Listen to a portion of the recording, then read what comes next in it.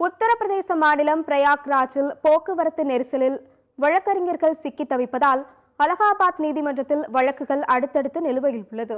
உத்தரப்பிரதேச மாநிலம் பிரயாக்ராஜில் வழிபாட்டிற்காக லட்சக்கணக்கான யாத்திரிகள் நகருக்குள் நுழைந்து வருகின்றனர்.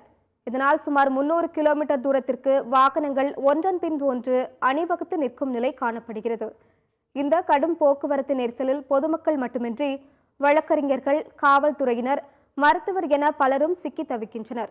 குறிப்பாக வழக்கறிஞர்கள் மற்றும் நீதிபதிகள் வழக்காட்டு மன்றங்களுக்கு செல்ல முடியாத காரணத்தால் அலகாபாத் நீதிமன்றத்தில் வழக்குகள் தொடர்ந்து நிலுவையில் உள்ளன. இது தொடர்பாக அலகாபாத் உயர்நீதிமன்ற வழக்கறிஞர்கள் சங்கம் சார்பில் உயர்நீதிமன்ற தலைமை நீதிபதிக்கு கடிதம் எழுதப்பட்டுள்ளது குறிப்பிடத்தக்கது. இது மட்டுமின்றி கட்டுக்கடங்காத கூட்டம் காரணமாக வரும் 14ஆம் தேதி வரை பிரயாக்ராஜ் சங்கம் ரயில் நிலையம் மூடப்படுவதாக அறிவிக்கப்பட்டுள்ளது.